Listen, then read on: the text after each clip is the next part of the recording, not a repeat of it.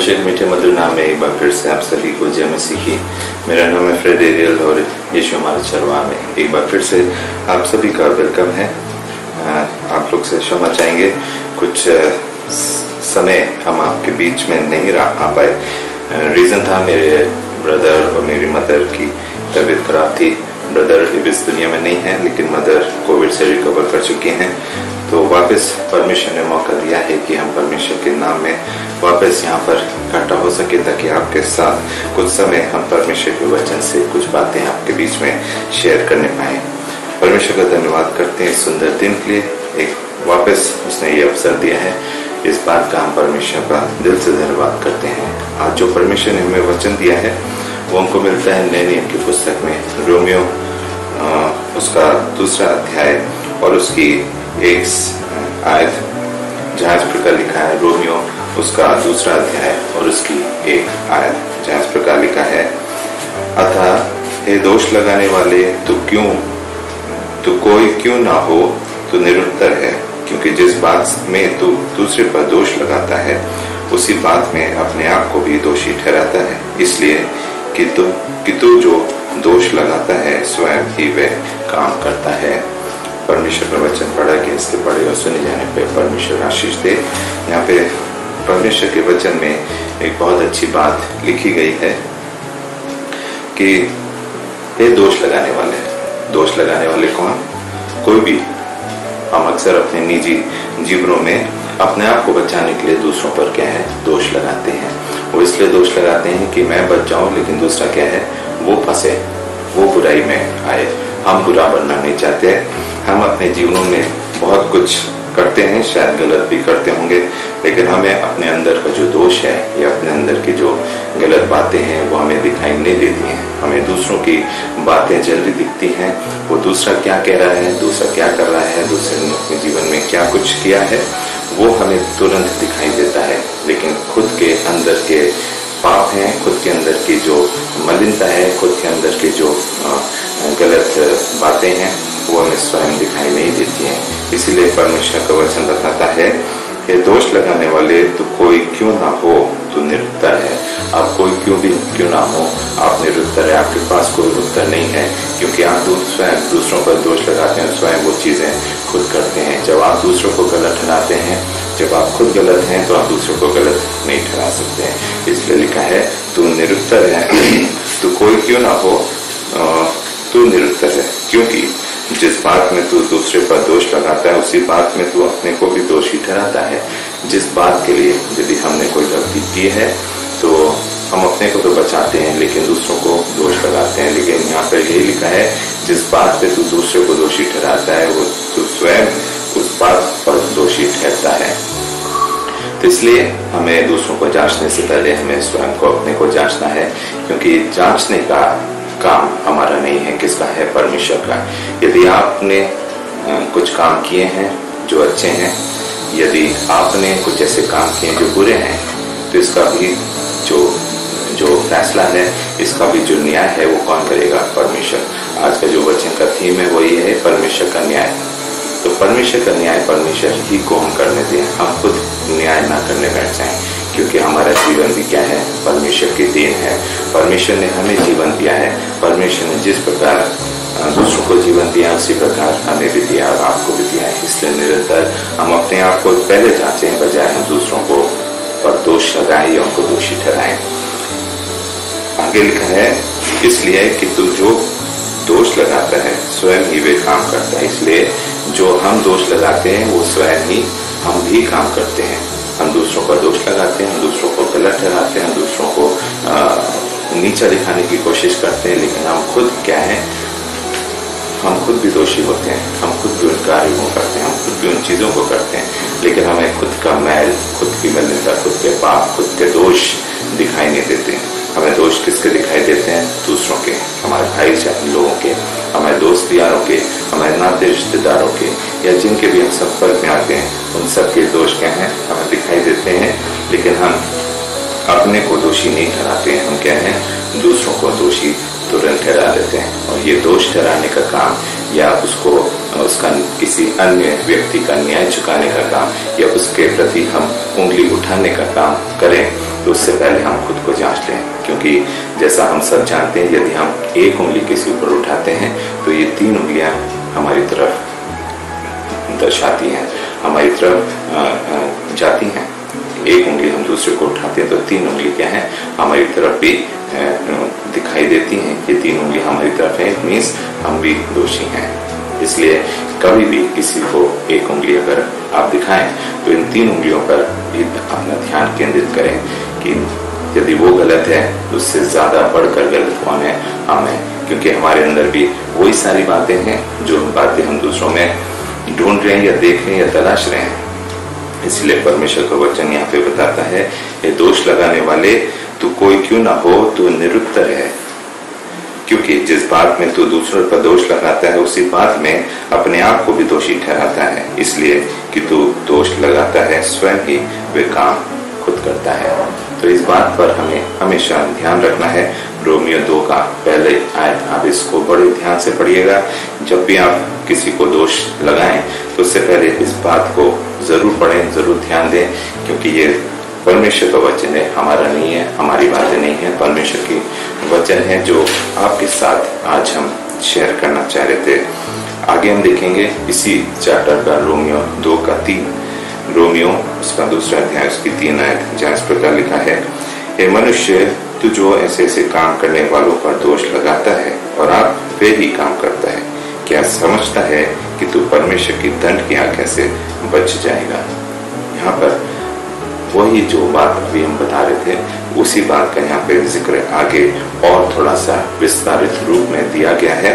यहाँ पे लिखा है मनुष्य, सारे मनुष्यों के लिए, किसी पर्टिकुलर के नाम नहीं दिया है, सब मनुष्यों पर यह लागू होता है कि हे मनुष्य, तू जो ऐसे ऐसे काम करने वालों पर दोष लगाता है, जो गलत काम करते हैं, गलत संगति में या चुगली कर रहे हैं, किसी के लिए बुराई कर रहे हैं या किसी के लिए ऐसे काम कर रहे हैं, या किसी ने चोरी करी है कि किसी ने किसी को धोखा दिया है, गलत तरीके से उसकी प्रॉपर्टी हथिया लिया है या पैसे में हेराफेरी करी है, जो भी गलत काम इस संसार में पाए जाते हैं जिसको लेकर हम दूसरों पर दोष लगाते हैं, वो स्वयं काम करते हैं। इसीलिए लिखा है मनुष्य, तू जो ऐसे ऐसे काम करने वालों पर दोष लगाते हैं, ऐसे ऐसे जो काम करते हैं, यदि हम उन पर दोष लगाते हैं और आप वे ही काम करते हैं और हम खुद भी वही सारे काम करते हैं, जब हम उनकी निगाहों से हट जाते हैं तो हम अपने निजी जीवन में भी वही सारे काम करते हैं जिन कामों को लेकर हम दूसरों पर दोष लगाते हैं। इसीलिए लिखा है और आप वे ही काम करता है, क्या ये समझता है कि तू परमेश्वर की दंड की आज्ञा से बच जाएगा। क्या हम ये समझते हैं कि हम खुद जो वो काम करते हैं, जिन कामों को हम लेकर दूसरों पर दोष लगाते हैं, क्या हम परमेश्वर की दंड की आज्ञा से बच सकते हैं? कतई नहीं। यदि हमारे अंदर ऐसी बात है कि हम दूसरों पर तो दोष लगाएं लेकिन हमारे दोष छिपे रहें, तो इसका न्याय कौन करेगा? कोई और नहीं करेगा, परमेश्वर करेगा। और जब परमेश्वर न्याय करता है तो परमेश्वर की दंड की आज्ञा से भी हम बच नहीं सकते हैं। परमेश्वर का वचन बताता है कि हमें निरंतर उन कामों को करना है जिन कामों से परमेश्वर प्रसन्न होता है। यदि हम दूसरों को दोषी ठहराते हैं, यदि हम दूसरों को गलत बोलते हैं या हम उनके साथ धोखाधड़ी कर रहे हैं, खुद हम धोखाधड़ी कर रहे हैं, लेकिन जब अन्य को धोखाधड़ी करता है तो हम उसकी तरफ क्या है, सबसे पहले उंगली उठाते हैं और अपने गुनाहों को, अपनी गलतियों को, अपने पापों को हम भूल जाते हैं। हम दूसरों पर अपना दिमाग, अपना ध्यान केंद्रित कर लेते हैं, लेकिन हम खुद पर अपना ध्यान और दिमाग केंद्रित नहीं कर पाते हैं। एक और जगह से हम पढ़ेंगे लूका उसका 6ठा अध्याय और उसकी 37 आयत। लूका उसका 6ठा अध्याय और उसकी 37 आयत।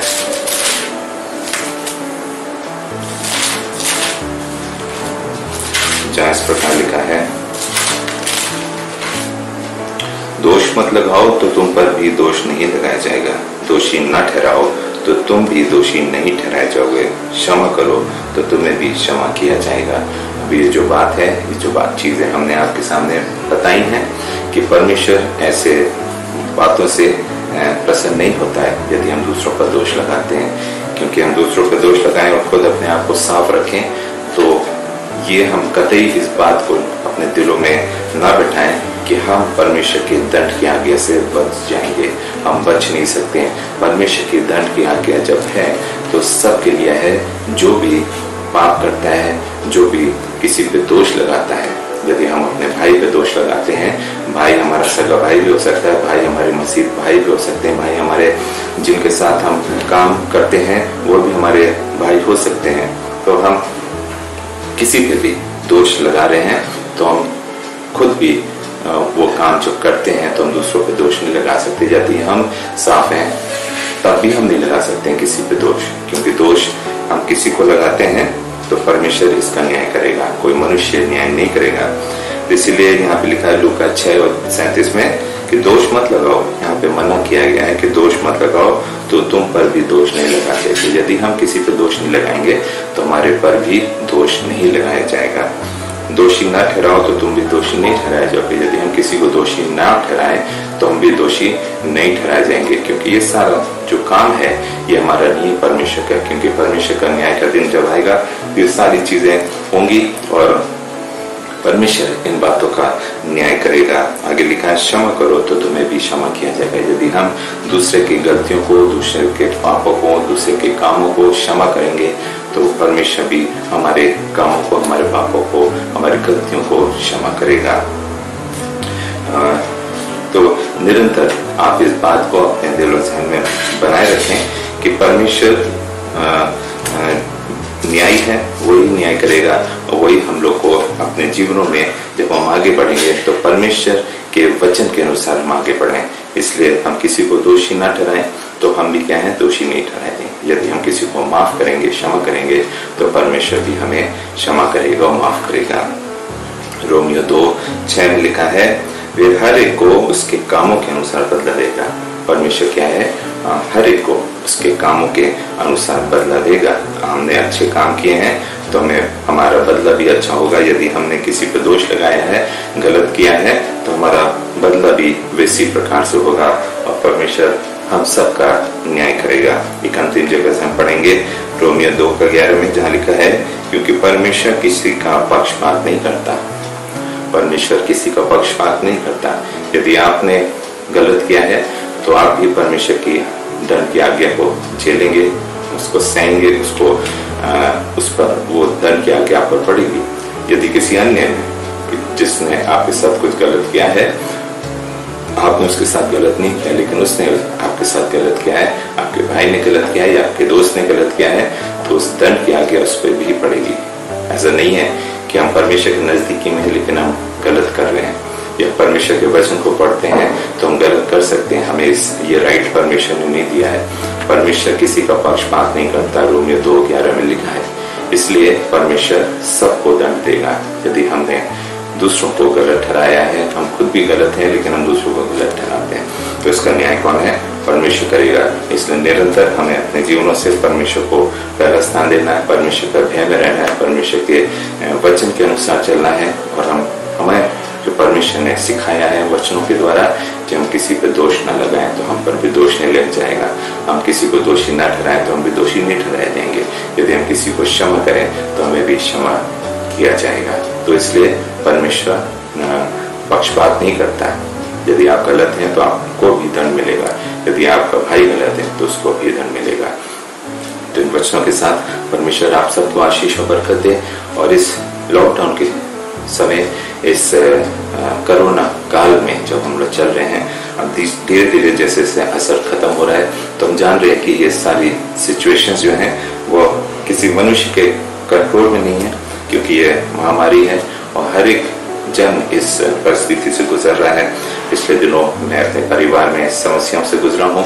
आप लोग भी कई परिवार में अपने अपने घर में अजीजों के समस्याओं से जूझे होंगे, लेकिन परमेश्वर ऐसी परिस्थिति में यदि हम लोग को संभालता है, उसने संभाला है कि आज हम जीवित हैं, खड़े हैं यहाँ पे परमेश्वर के वचन को आपके सामने शेयर कर रहे हैं, तो ये हमारा सौभाग्य है। ये हम परमेश्वर की आशीषें हैं जो हमें इस लायक उसने बनाया है कि हम आज वापस आपके बीच में आ सके, ताकि इस छोटे वचन के द्वारा आपको थोड़ा बहुत कुछ हम सिखा समझा सकें। जो परमेश्वर ने हमें सीखने और समझने का मौका दिया, उसी प्रकार से हम भी आपके साथ कुछ बातें बांट सकें।